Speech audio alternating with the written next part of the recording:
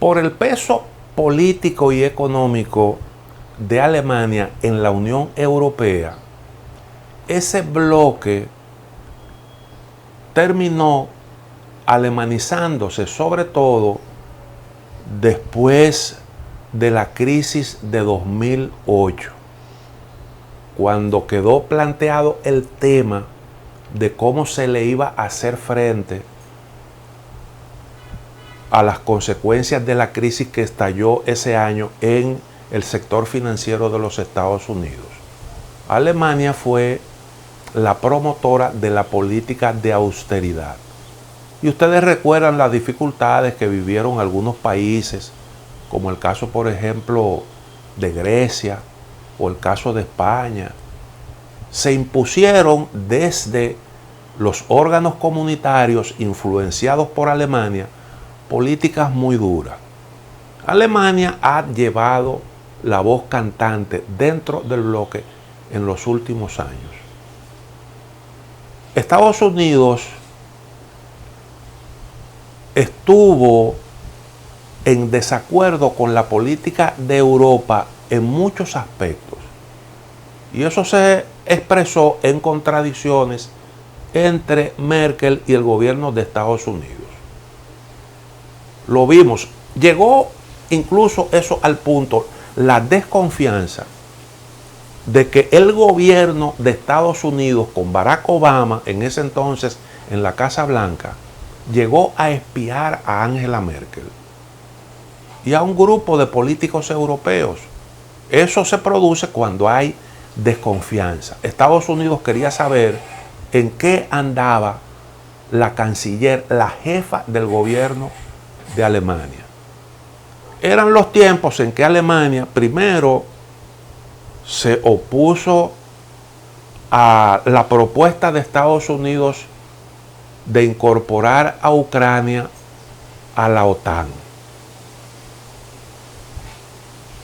Angela Merkel y Alemania procuraron un entendimiento entre el gobierno de Moldavia y de Rusia por el tema de la incorporación de Moldavia a la OTAN. Recuerden ustedes que Putin inició su operación especial también en Moldavia y al final terminó anexándose una franja de territorio fronteriza con Ucrania que le llaman Transnistria. Todavía hay militares ocupando ahí esa zona.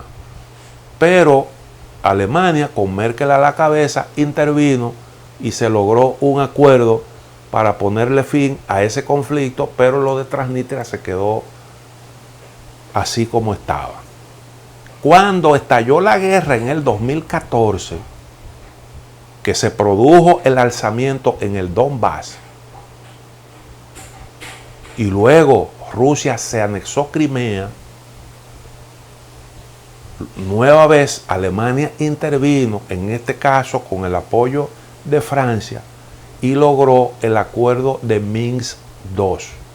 Mediante ese acuerdo se logró un alto el fuego, se decidió que el Donbass iba a tener una amplia autonomía, aún quedando dentro del territorio de Ucrania, como parte del territorio ucraniano, y los rusos se quedaban en Crimea, al menos de facto. Eso se acordó ahí en esa reunión que se celebró en Minsk, auspiciada por Alemania y Francia. Y eso en contradicción con lo que era la posición del gobierno de Estados Unidos. Además de eso, Alemania tenía unos vínculos muy estrechos con Rusia y puso en marcha el proyecto Nord Stream 2, el gasoducto que salía desde el territorio ruso, obviando el territorio de Ucrania. Eso se entendió como un espaldarazo a Rusia en el sentido de que ya no tendría que pagar el peaje que estaba pagando hasta ese momento por el uso del Nord Stream 1, que pasa por el territorio de Ucrania llevando gas directamente a Alemania, que es el que Rusia acaba de suspender. Y eso, pues, implicaba que Rusia iba a pagar menos dinero, pero también implicaba que los alemanes iban a tener gas a precio más bajo. Y eso se entendió como que era un golpe bajo para Ucrania. El asunto es que encima de todo esto, Alemania tenía muy buenas relaciones económicas, no solo con Rusia, sino también con China. Y Alemania era uno de los destinos de ese proyecto que enlaza a China por la vía ferroviaria con prácticamente toda Europa y una parte del Asia Central, incluyendo Rusia. Y Alemania operaba como un centro de redistribución de productos chinos hacia distintas partes de Europa. Eso también creó muchos problemas, mucha preocupación en algunos gobiernos aliados, sobre todo de Estados Unidos. Ahora, esas relaciones son importantes para Alemania porque la otra opción era la dependencia de recursos energéticos de Estados Unidos o de países controlados, influenciados por Estados Unidos. Y era una dependencia muy grande de un competidor, porque Estados Unidos y Europa, Estados Unidos y algunos países individuales de la Unión Europea, como es el caso de Alemania, al tiempo que socios, eran también competidores. Siempre han sido aliados políticos, pero al mismo tiempo competidores en el mercado mundial. Y eso se vio clarito, muy claro, cuando Donald Trump le impuso sanciones a Europa, argumentando que los europeos le estaban robando. Eso decía Trump, porque Trump siempre ha utilizado unos términos que lo presentan como un político muy polémico. A él le gustan ese tipo de extravagancias. Él decía que Europa le estaba robando a Estados Unidos porque no estaban haciendo un comercio de forma correcta y que imponían aranceles y protegían su mercado. Y recuerden que una de las decisiones del gobierno de Trump fue imponerle aranceles al acero de Europa. Y ahí usted tiene a Alemania, que es un gran productor de acero.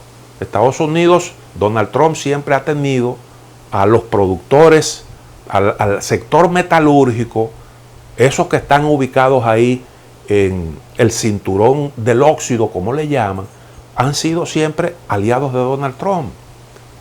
Donald Trump los ha defendido. Y bueno, esos aranceles los impuso Donald Trump para proteger esa industria estadounidense que ha servido de sustento a su proyecto político.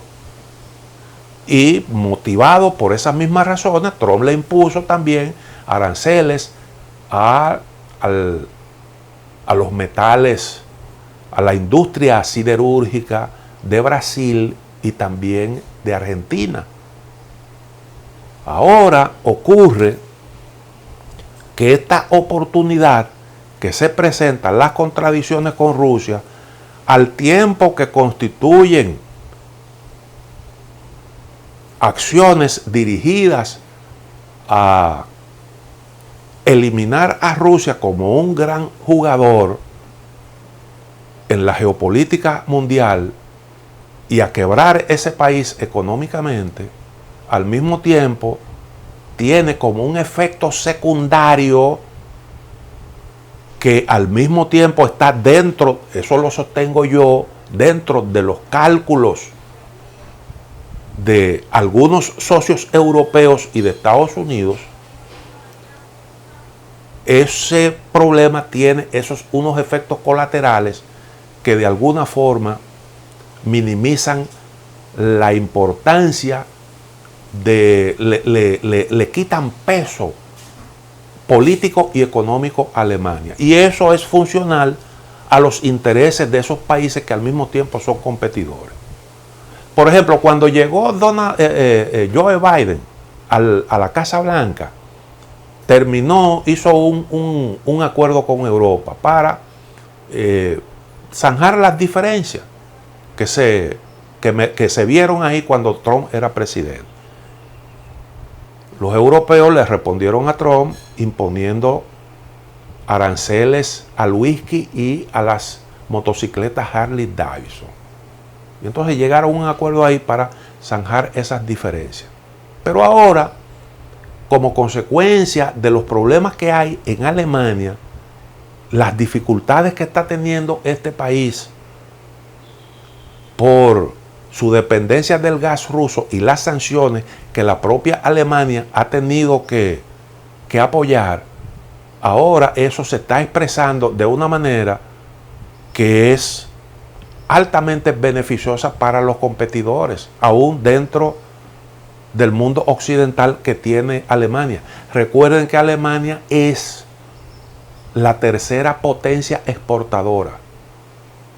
Y ahora, como consecuencia de los problemas energéticos, dos grandes siderúrgicas alemanas, productoras de acero y aluminio, han tenido que cerrar porque sencillamente no aguantan los costos.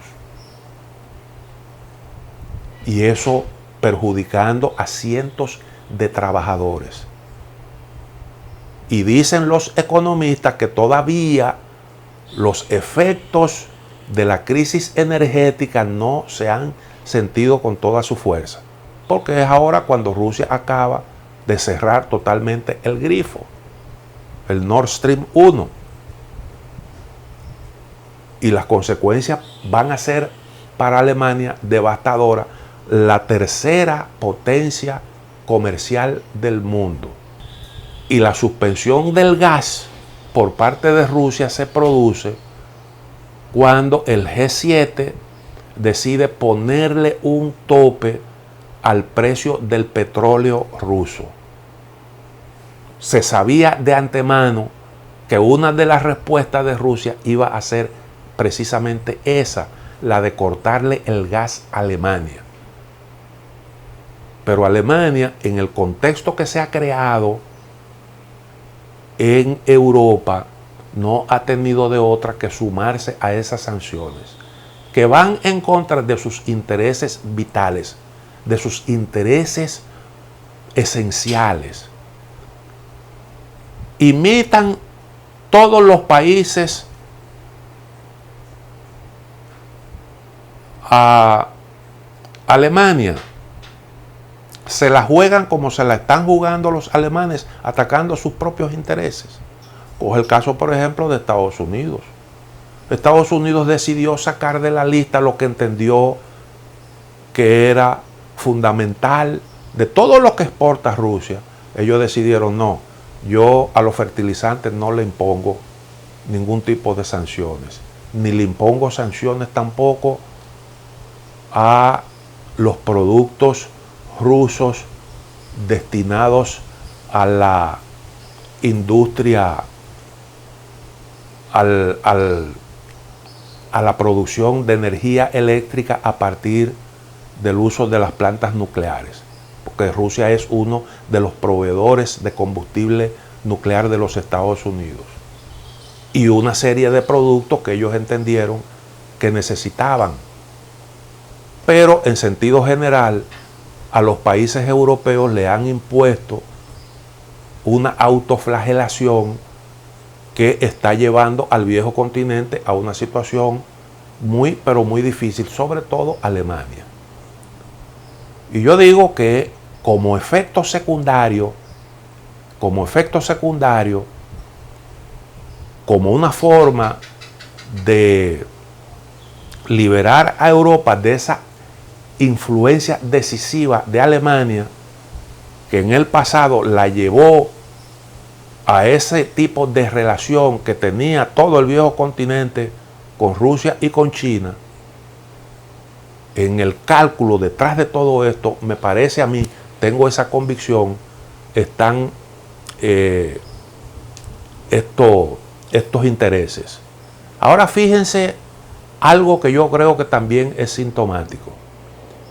En medio de todo esto, en medio de la situación particularmente difícil que está viviendo Alemania, de esa situación que se pone en evidencia, que se presenta con un dramatismo tremendo, un país que puede incluso verse en dificultades para calentar los hogares de la gente y mantener abierto su aparato productivo en el invierno.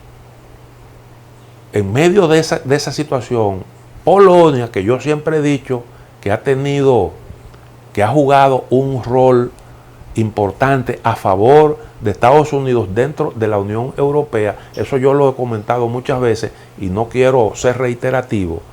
Polonia acaba de exigirle a Alemania el pago de reparaciones por daños cometidos durante la Segunda Guerra Mundial.